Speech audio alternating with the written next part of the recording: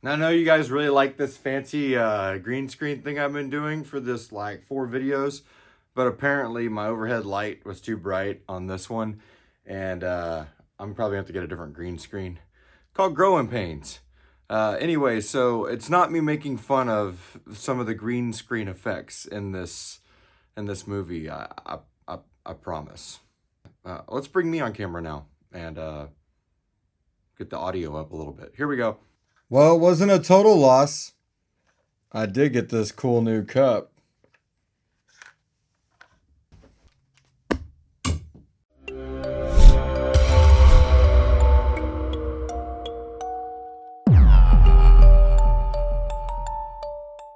So, Captain America Brave New World is this film that is a little indie picture, continuing on the saga of studios like A24 and Neon. I would definitely say if you haven't watched the Hulk movie from 2008, the one with Edward Norton, or you don't remember any of it, you need to watch a recap video or just watch that movie, like sped up.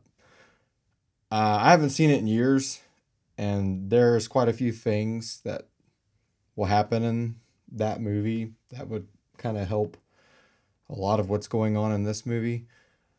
Again, can't go too deep. I mean, there is a giant red spoiler on the poster, on all the pop-up art, on pretty much everything. Like if you walked in to get popcorn at the theater, you got spoiled by stuffed animals. Harrison Ford is a giant spoiler to go into, a giant red spoiler to go into for this movie. So, but most people pretty much have drawn that conclusion. Again, it's been in everything, so I'm not going to dwell on that too much. But I would say, yeah, go rewatch the original MCU Hulk, and if you haven't seen the Eternals, you might want to see that. And I'm really not going to touch on that too much, just because that goes into some massive spoilers for the film. Speaking of which, I haven't started doing spoiler reviews on this channel yet because I'm still growing it. But if you do want to see a spoiler review on Captain America Brave New World, throw that in the comments. Let's say if I get 5, that's how low we are right now, let's say to do that, then I might put something like that together. Anyway, moving on. So, Harrison Ford is amazing in this movie as Thunderbolt Ross. It's probably my favorite part of this movie because I feel like Anthony Mackie constantly got everything you hear about him being Captain America from our side of the screen. Like, he's not a super soldier, he's an African American, like all these things. I really feel like they did in the Captain America and the Winter Soldier series on Disney Plus. I feel like they kind of drive a lot of that home. Even some of that's in the trailer too. You're not Steve Rogers, and that they really build a lot of that in this movie, or build upon a lot more of that in this movie. Not like beating it over the head like a dead horse, like, oh my God, here we go again with this. But if you've never seen that Disney Plus series, I don't think that's going to detract from this movie. Because I don't remember barely anything from that except for Bradley, the older one of the first, super soldiers and that kind of thing. A lot of that's continued from that Disney Plus with his character in this movie.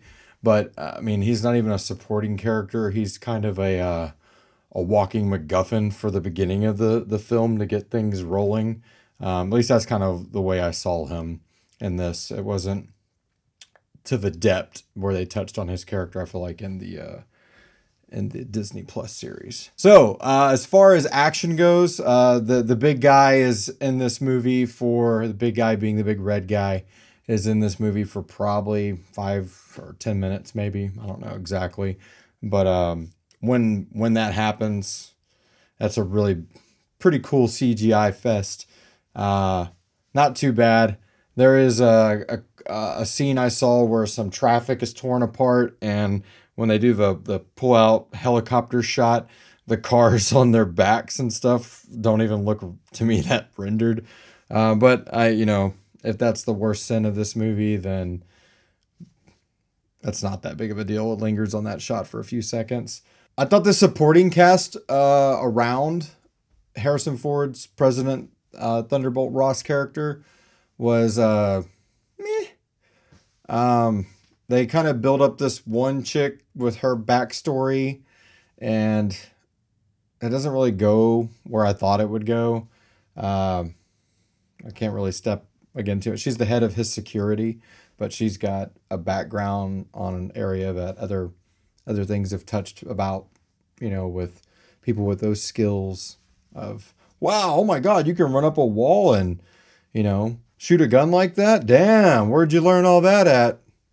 She's another one from that institute of the Marvel modern canon. And this, not that backstory for her is not a cool idea. It's the way that it's executed in this. It kind of is like, oh, I didn't really do much with it. However, the president himself, again, Harrison Ford really makes this movie. This was not just oh, what kind of paycheck are you going to pay me? Well, great. Thanks. It wasn't that at all. I really felt like he was acting his ass off on some of these scenes. I mean, he's like a 81, 82-year-old man at this point, and he was really giving it his all. He had a lot of that Air Force One energy he was channeling, I feel like, for this, this role, and I really, really enjoyed him in it. I mean, there's some connections with characters from Ross's past, and I guess for those who don't know, like the character was played by a different actor in the original Hulk movie and Captain America and Civil War. So for him to step into the shoes and say why he shaved his mustache off and these kind of things, it really, it's forgivable. It's not, like, stuff happens to actors in real life and you have to work around that within these films. And I think he did a damn good job, because even though it is a Captain America movie, it should have been like called Captain America and the Big Red President or something like that, because Harrison Ford has a ton of screen time in this movie as President Ross, and he fucking kills it. I mean, there's this whole beginning kind of like mystery plot, and I completely thought for most of it like, oh, he's behind all this, and they take a total different route with that. There's no, other than like, again, the original super soldier from the beginning kind of being a MacGuffin-ish, there's no like tesseract or this item that has to be, saved or it's going to destroy everything. There is a substance that's introduced into this film, and there's a lot of delegation and stuff going around that substance, but it's not like in the third act and it's being used or it's being extracted or a freaking sky beam shoots into the damn sky, and it's not that kind of superhero movie, and that was pretty cool. All right, so what do I grade this one? Well, I would love to give it an A for being an American Captain America movie, but I think I'm going to have to go with a little below C for the Captain. So I'm going to say a C minus. C minus. Would I see it again? Probably not. Would I do a spoiler video? Yeah, I might go rewatch it again. I feel like there is a couple things that I could see in this film that I probably missed the first time around. I did bring my daughter with me, and she's like, how long is this movie? So that's if you have a 12-year-old daughter, she might not enjoy this as much, because my daughter's watched most of the Marvel films with me and enjoyed kind of them, but this one has a lot of like political thriller element to it, and mixed into a superhero movie. Again, there's like a 7 to 10 minute action scene that's pretty cool. The rest of it is, there's not a whole bunch of quips and stuff, which I kind of found refreshing.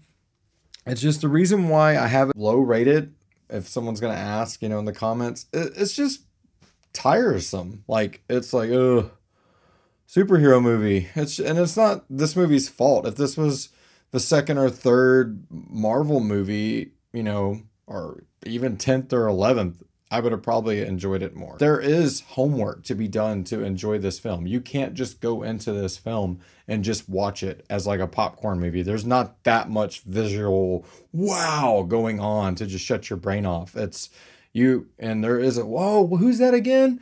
Where did she come from? There's a bunch of that. And if you're not up to speed on all of that, then there's going to be parts of this movie that's kind of dull and boring, you know. But if you're, you know, here to see a cool action scene and some decent dialogue from a 82 something year old actor and Anthony Mackie like act his ass off and do some pretty cool, I say pretty cool physical fighting. I mean, it wasn't in the age of John Wick and stuff like that. There, it was very like, okay, some of this punchy shit's not that great.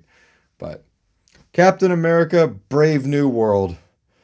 Maybe see it. Yeah. All right, well, I'm going to go stitch up some other stuff. I'll see you guys for the next one.